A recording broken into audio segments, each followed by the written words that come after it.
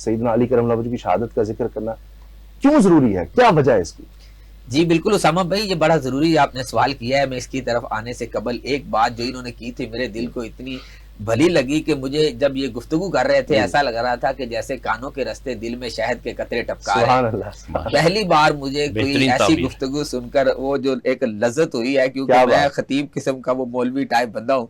Typical مولوی، تو وہ پھر جو ہے نا وہ لفظوں کا چناؤ اور جس انداز سے انہوں نے جو ایک بات کی نا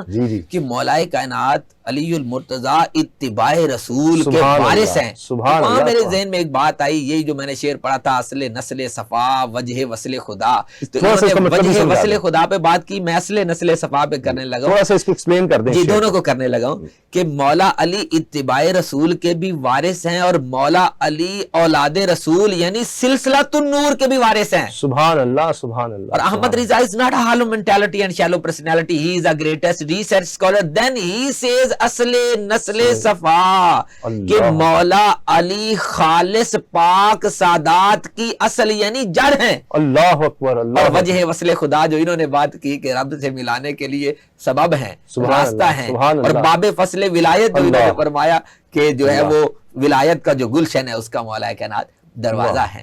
تو بہت خوب علامہ صاحب، بہت مزہ آیا۔ تو میں اب اس کا شہادت یاد کرنا اس کی کیا وجہ ہے؟ جی اس حوالے سے ابن ماجہ میں ایک روایت ہے، ان فاطمہ بنت الحسین قال قال النبی صلی اللہ علیہ وسلم، ان ابیہا، حضرت فاطمہ بنت الحسین ان ابیہا، حضرت فاطمہ بنت حسین اپنے ابا جان شہید کربلا امام حسین پاک سے روایت کرتی ہیں، اور وہ فرماتے ہیں کہ قال قال النبی صلی اللہ علیہ وسلم، آقا دو جہاں صلی اللہ علیہ وسلم نے فرمایا، من اصیبہ بمصیبت فذکر مصیبتہ، اگر کسی کو کوئی آزمائش پہنچی، تکلیف پہنچی، دکھ پہنچا اور اس نے اس تکلیف کا، آزمائش کا کبھی بھی ذکر کیا زندگی میں، فاحدث استرجاعا، اور جب بھی اس نے ذکر کیا ہر بار نئے نئے لفظ اس غم کے اظہار کے لیے بولے، جیسے آج ہم کہہ رہے ہیں کہ مولا کائنات امت کے لیے بہت بڑی نعمت عظمیٰ تھے اور وہ شہید ہو گئے اور اس امت سے، دنیا سے بظاہر رخصت ہو گئے، تو یہ امت پر بہت بڑی آزمائش تھی، بہت بڑی مصیبت تھی، اور آقا فرما رہے ہیں جب کسی کو مصیبت پہنچے اور وہ اس مصیبت کا ذکر کرے، فاحدث استرجاعا، اور ہر بار اس کے لیے نئے لفظ، استرجاع کہتے ہیں انا للہ و انا الیہ راجعون کے الفاظ بولے، یا ان کے لیے اچھے الفاظ میں ان کا تذکرہ کرے، وان تقادم عہدھا، اگرچہ اس مصیبت کا زمانہ بیتے 14 صدیاں کیوں نہ گزر چکی ہوں، آقا فرماتے کاتب اللہ لہ من الاجر مثلہ یوم اصیب، اس مصیبت کا ذکر کرنے والے کو اتنا اجر ملے گا جتنا اس دن اجر ملا تھا جس دن وہ مصیبت انہیں پہنچی تھی۔ اللہ اکبر، او کما قال علیہ السلام، ابن ماجہ نے اس کو روایت کیا ہے۔ تو ہم حضرت مولا کائنات کی شہادت کو، ان کے شہزادوں کی شہادت کو، امت کی ان عظیم ہستیوں کو کہ جن کے بارے میں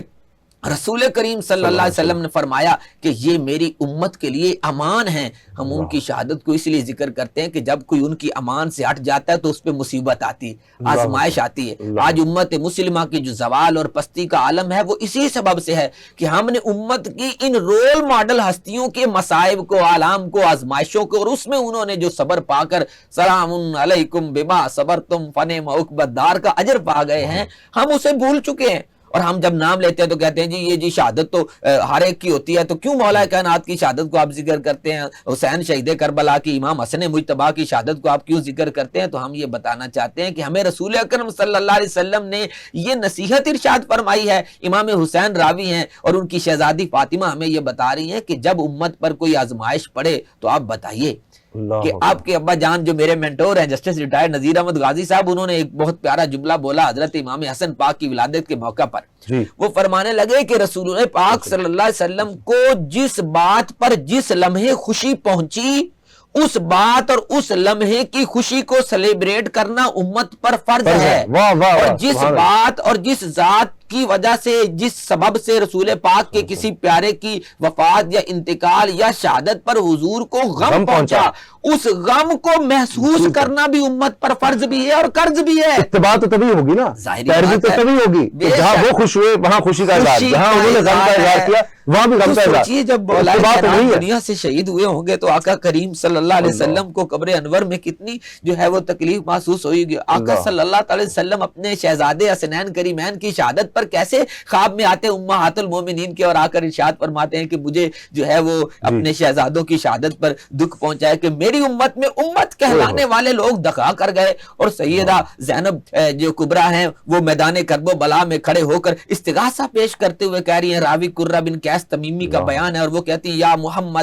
محمدہ صلی علیکہ ملائکۃ السماء ھذا الحسین بالعرا مرزمل بالدماء مقطع الاعضاء وذریتک مقتلہ تصفی علیہ السماء یا محمدہ۔ کیا وہ عالم ہوگا کہ جب سیدہ زینب میدان کربلا میں یہ کہہ رہی آقا امت کہلانے والے لوگ دغا کر گئے، لیکن کربلا کی سرزمین نے اہل بیت سے بڑی وفا کی ہے۔ زمین کربلا نے آج بھی اہل بیت پر خون کی چادر اڑا کر ان کی عزت کی، ان کی ناموس کی، ان کے سر بریدہ لاشیں کی، وہ حسین شہید کی کہ جن کے آپ بوسے دیا کرتے تھے، اور جب وہ آتے تھے تو خطیب بغدادی نے لکھا ہے آقا دو جہاں صلی اللہ علیہ وسلم کے اپنے شہزادے جناب ابراہیم بن محمد الرسول اللہ کا جب انتقال ہوا، مشہور روایت ہے کہ حضور نے اپنی گود میں ایک طرف اپنے شہزادے ابراہیم بن محمد الرسول اللہ کو اور ایک طرف اپنی شہزادی کے شہزادے حضرت حسین کو بٹھایا ہوا، اور جبریل امین آتے ہیں اور کہتے ہیں آقا آپ ان دونوں سے محبت کرتے ہیں، اللہ بھی ان سے محبت کرتا ہے، اللہ چاہتا ہے ایک آپ رکھ لیں ایک ہمیں دے دیں۔ حضور جان گئے کہ ان میں سے ایک وصال کرے گا، تو حضور نے اپنے شہزادے کو اپنی بیٹی کے شہزادے مولا علی کے شہزادے پر قربان کر دیا۔ اور جب بھی حضور کے پاس حسین پاک آتے اس واقعہ کے بعد تو آقا فرماتے مرحبا بمن فدیتہ بابنی، میرے اس شہزادے کو ویلکم جس پر میں نے اپنا شہزادہ قربان کر دیا۔ تو ان کی تکلیف پر، ان کی دکھ پر، ان کی شہادت پر امت کیوں نہ آنسو بہائے اور ان کو عقیدتوں کے خراج پیش کر کے ان کی تعلیمات کو پھیلائے۔ تو ان ایام کے منانے کا مقصد یہی ہوتا ہے۔